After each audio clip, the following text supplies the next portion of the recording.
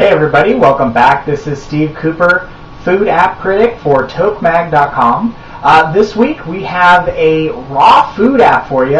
It's called Do Eat Raw. It's 99 cents and it's available in the Apple App Store. So this app includes over 300 raw food recipes, and it's categorized by desserts, appetizers, salads. I believe there's around 10 categories that you can choose from.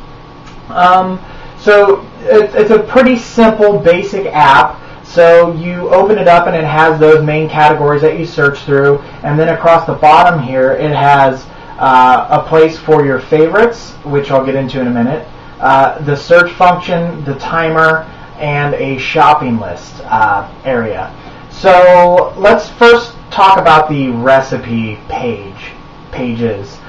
So you click into one of these things, and the first thing you'll notice is when you get to the first set of the first layer where it gives you the list of all the recipes, it's just a name. There's no thumbnail to kind of give you that visual stimulation of, ooh, that looks good, I want to see what that is, or oh, that's exactly what I'm looking for.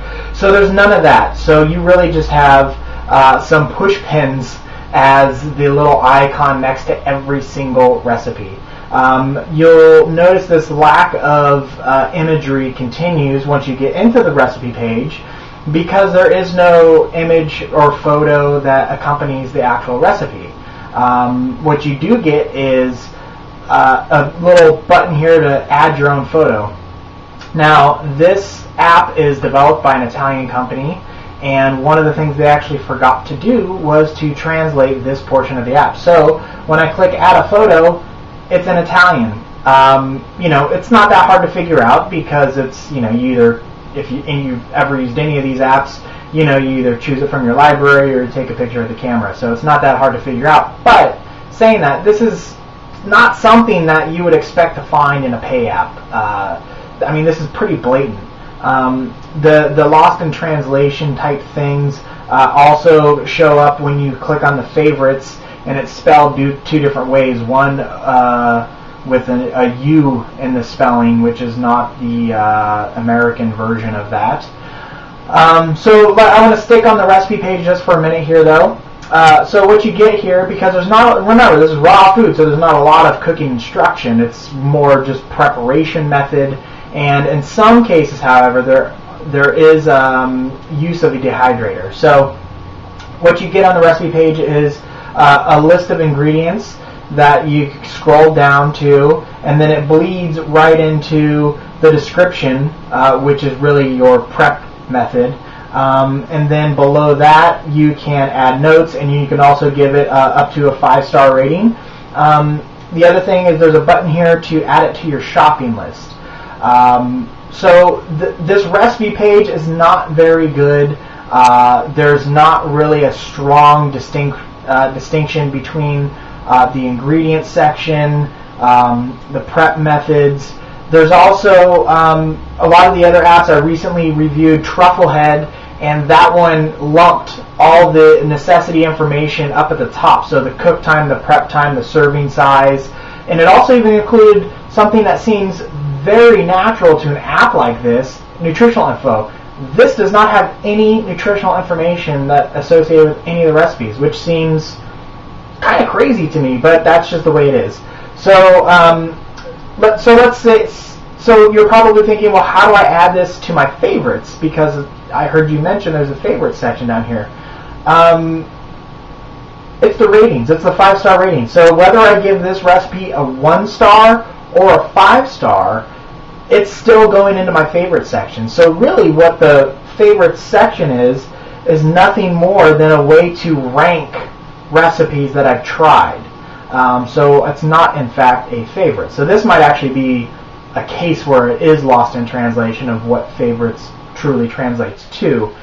Where the other ones, I feel, those are more just a lack of attention. I don't need to speak Italian to know that the rest of this app is in English and the other part of it, the adding a photo, is in Italian. That's just not paying attention to what you're doing before you submit it to get approval.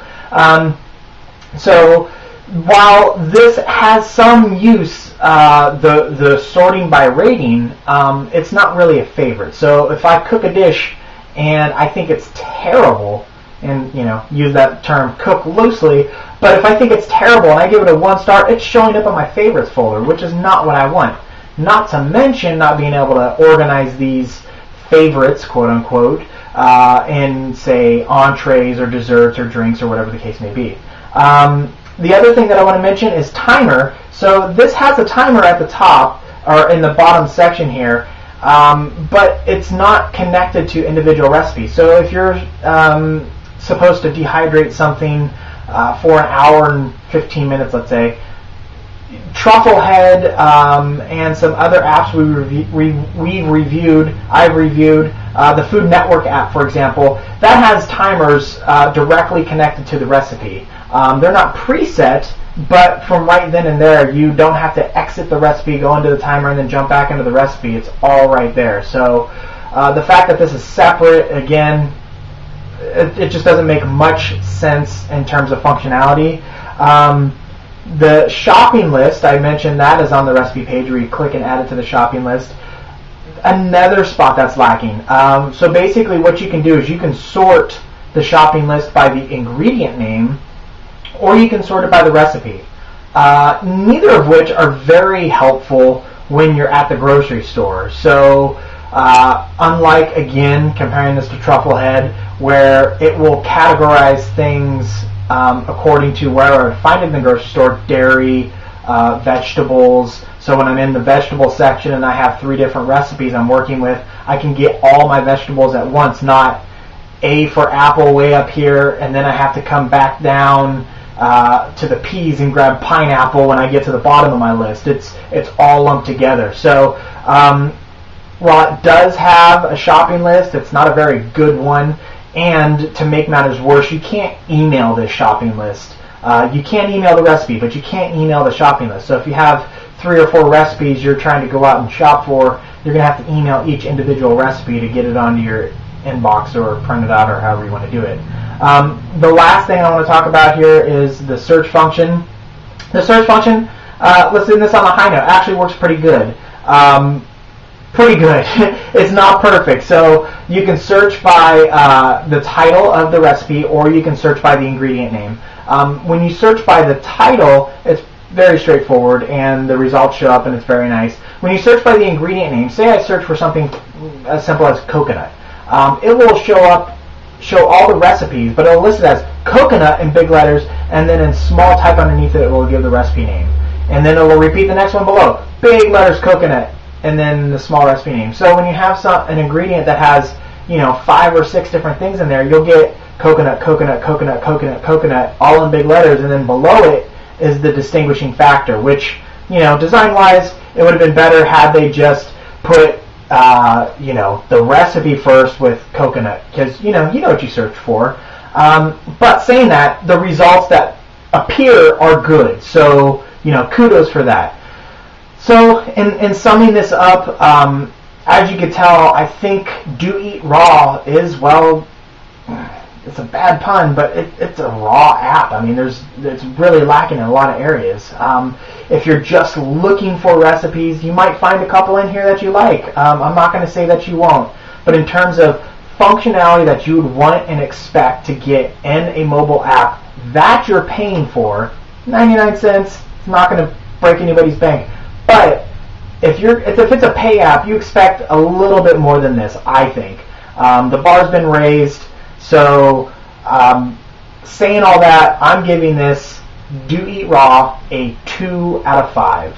So let me know what you think. Have you ever used this app? I'm not going to recommend you go and download it, so don't download it and give me your thoughts if you've just heard what I've said. But if you have used this, or if you have another raw food app that you think does hold up, that should be recommended, let me know what you think. Leave a comment on tokemag.com.